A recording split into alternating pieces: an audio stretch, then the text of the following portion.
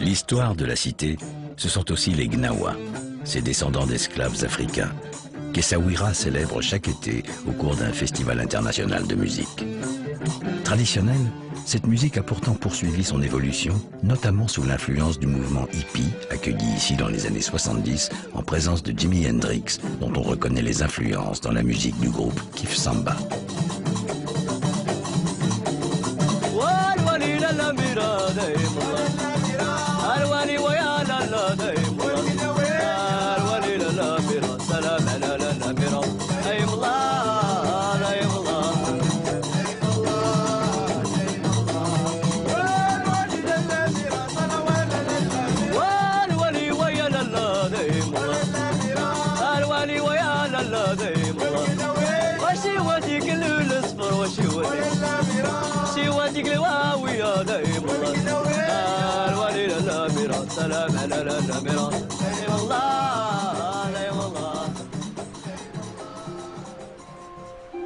Essaouira, c'est aussi la ville du vent, qui, malgré la chaleur accablante de l'été, rend l'atmosphère agréable.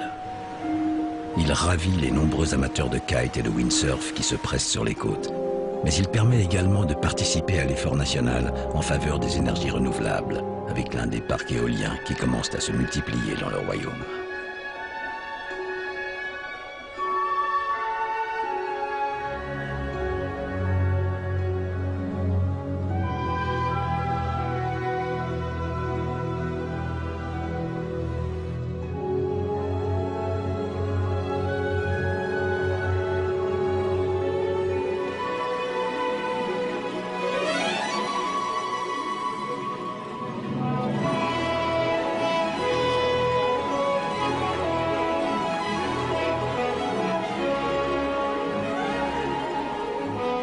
Une plage de sable longue de 10 km, des températures douces, 300 jours de soleil par an. Agadir a su transformer ses qualités naturelles en force économique pour devenir la plus grande station balnéaire du pays. La ville s'est dotée d'immenses complexes hôteliers de toutes catégories. Au total, elle dispose d'un parc de 23 000 lits et accueille chaque année près de 700 000 touristes.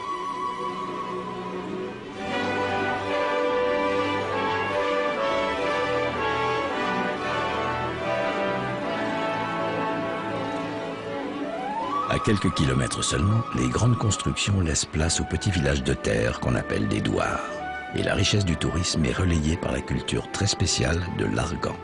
Cette plante aux nombreuses vertus tant cosmétiques qu'alimentaires, et dont les Occidentaux sont maintenant de grands consommateurs, a la particularité de n'exister nulle part dans le monde ailleurs qu'ici, entre le Haut et le Moyen Atlas.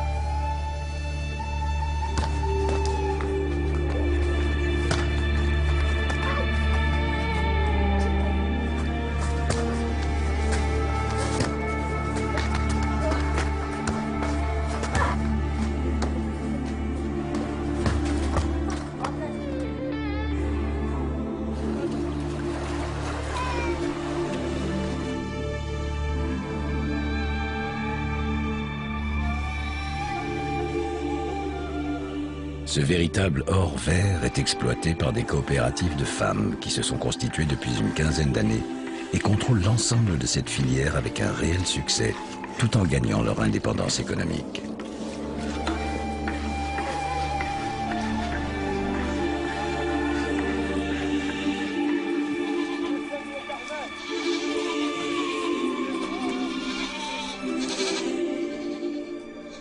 Fatima Améri préside l'Union des coopératives de l'huile d'argan des environs d'Agadir.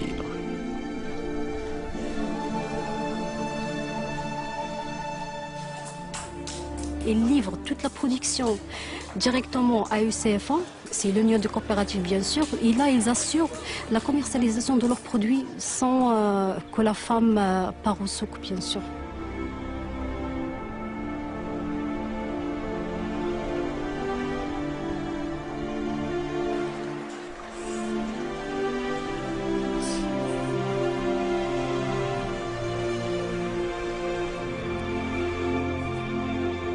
Les amandes deviennent un outil d'émancipation pour les femmes. Ensemble, elles ont engagé une formatrice qui vient enseigner dans le village. Apprendre à lire, à compter, pour acquérir une nouvelle autonomie. L'alphabétisation, c'est beaucoup plus une alphabétisation fonctionnelle. C'est-à-dire, il apprend à lire et à écrire et aussi savoir les bonnes manières, les bonnes étapes de production de l'huile d'argan. C'est surtout ça. C'est les étapes de production de l'huile d'argan. Ce qui apporte l'argan, comment préserver cet arbre qui est une source de revenus pour vous les femmes.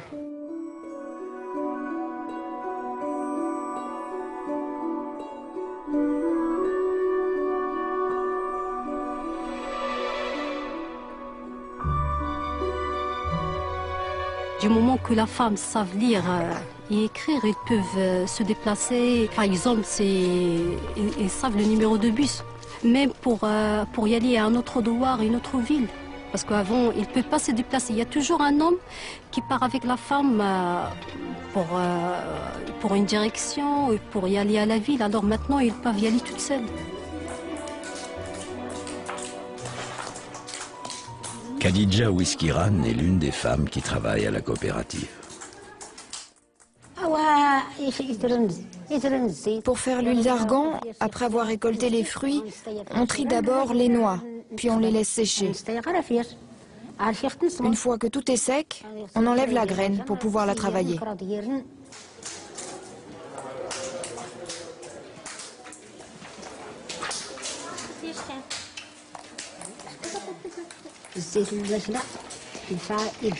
L'argan, c'est bon pour la santé. C'est bon pour les personnes qui ont des problèmes de poids, mais c'est également idéal pour bien hydrater la peau. L'argan est aussi couramment utilisé pour conserver la beauté des cheveux. On le conseille aussi pour lutter contre les rhumatismes et encore pour ceux qui rencontrent des problèmes de circulation sanguine.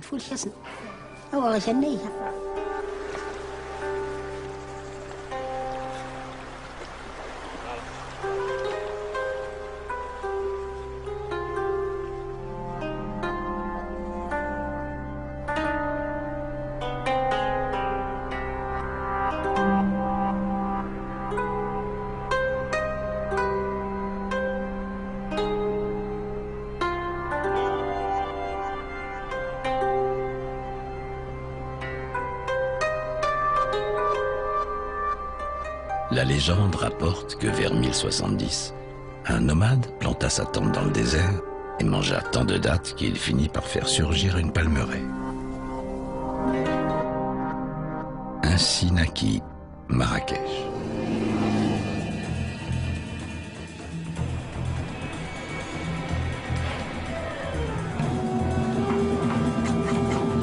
Marrakech jouit d'un prestige particulier, celui d'avoir donné son nom au royaume. Capitale incontestée du tourisme marocain, elle attire chaque année plus d'1,5 million de visiteurs, séduits par l'effervescence et le folklore de la fameuse place Jemaa el Fna.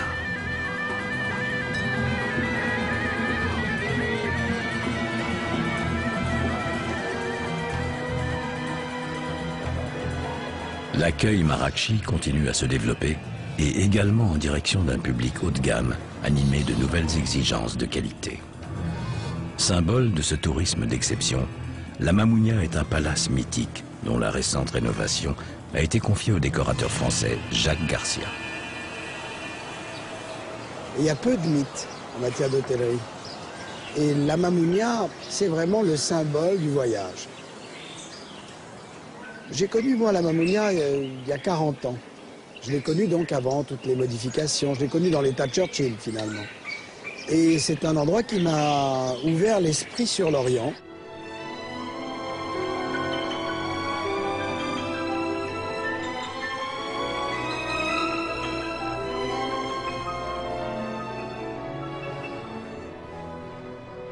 Les mythes ont une chose extraordinaire, c'est qu'on, même si on n'a pas vu la chose, on en parle. Et c'est ça, créer un mythe, c'est-à-dire donner le sentiment qu'au fond, on n'a rien fait. Alors qu'ici, tout l'espace a été transformé.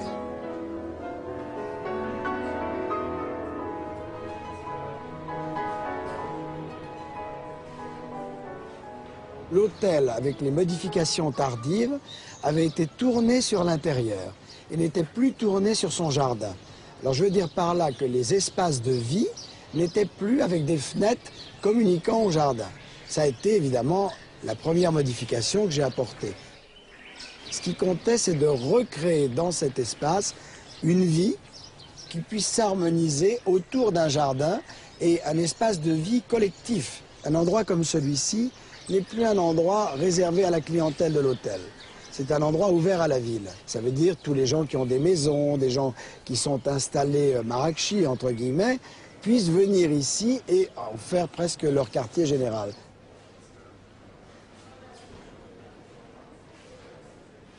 Quand Churchill dit « je suis dans un des plus beaux endroits du monde », c'est un homme qui sait ce que c'est que les plus beaux endroits du monde. Il est né dans un des plus... Il est né à Blenheim, qui est quand même un des plus beaux châteaux dans le monde. Et cet homme dit, ben voilà, là, oh, ça y est. Alors, expliquer pourquoi on ressent ça, il faudrait une heure. C'est pas... venez à Marrakech, venez maintenant à la Mamounia, et vous y retrouverez tout ce que Churchill a voulu vous expliquer.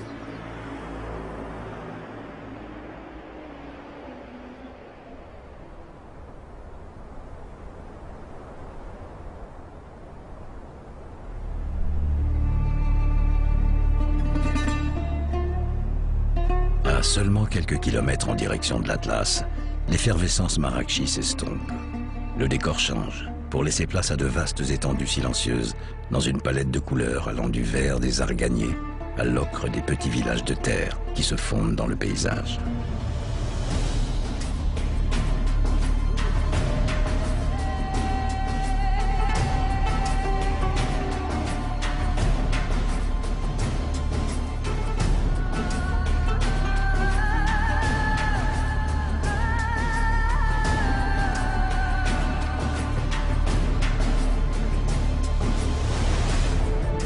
Cette nature généreuse et authentique est aujourd'hui au cœur de toutes les attentions et le royaume, depuis quelques années, favorise le développement des énergies renouvelables ainsi que des projets d'écotourisme, une activité en plein essor qui sait profiter du patrimoine naturel tout en le respectant.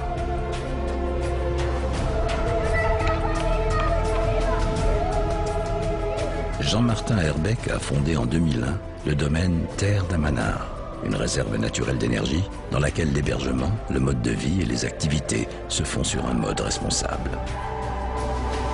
Où est le bon sens dans toutes les choses? Le bon sens, c'est la construction en terre. On n'a pas de climatisation quand on est au Maroc, il fait chaud, etc. Il n'y a pas besoin. Quand vous avez des murs de 45 cm et que les choses sont faites avec une bonne circulation d'air, il n'y a pas besoin. Donc c'est pas la peine de rentrer dans des techniques très évoluées, c'est dans la simplicité du savoir-faire des anciens.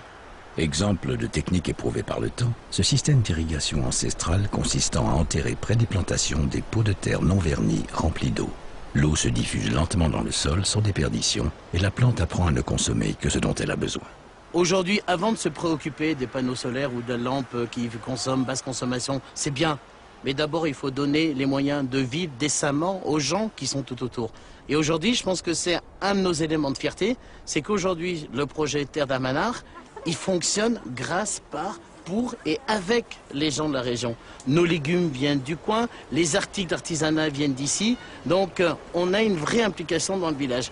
Et ça va plus loin que ça. C'est qu'aujourd'hui, quand on a des problématiques avec des questions administratives et tout ça, c'est même plus moi qui y vais. C'est mes équipes qui vont discuter avec les gens. Parce qu'aujourd'hui, ce qu'on représente, nous, ici, c'est leur présent, c'est leur devenir, c'est leur futur. Et ça, c'est vachement important parce que le projet est devenu leur histoire.